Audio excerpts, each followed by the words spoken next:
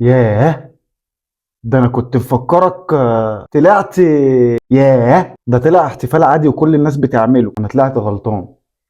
احنا اسفين يا امام، مرضيين كده. اسفي مش في محله يا زميلي الكروي، واقول لك ليه. مش غريبه ان البالونه اللي كانت في عيد ميلاد بنته ولا في اسبوع بنته وات ايفر المكان اللي كانت فيها تتفرقع تحت رجليه؟ فرقعت تحت رجليه والله. بتفرقع بالونه بنتك تحت رجليك؟ ده الطبيعي. ده الطبيعي ان حد ربنا يبارك له فيها يعني، ويبارك للناس في عيالهم يعني، يا رب. يا رب.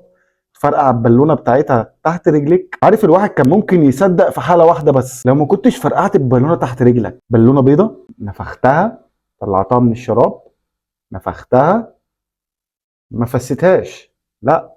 ما فرقعتهاش، لا. انت حطيتها تحت رجليك، فرقعتها. ياه. يا جماعه احنا مش هنخش برضك في نوايا الناس، والله اعلم. الله سامحنا يا رب، سامحنا يا رب لو انا بتهم أذور يا رب.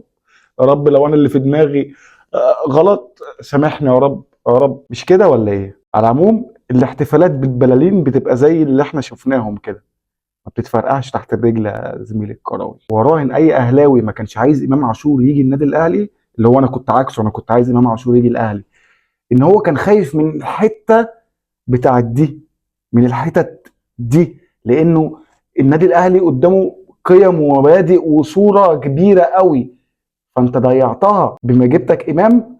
ده على تفكيرهم هم.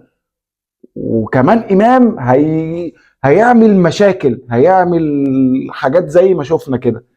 فانا اتمنى ان امام عاشور تاني، انت لعيب كبير، لعيب عندك امكانيات عاليه جدا جدا. افصل عن السوشيال ميديا، صدقني كلها عيال صغيره. صدقني. بلاش. بلاش. احنا عايزينك تبقى احسن من كده بكتير. سلام يا زميلي.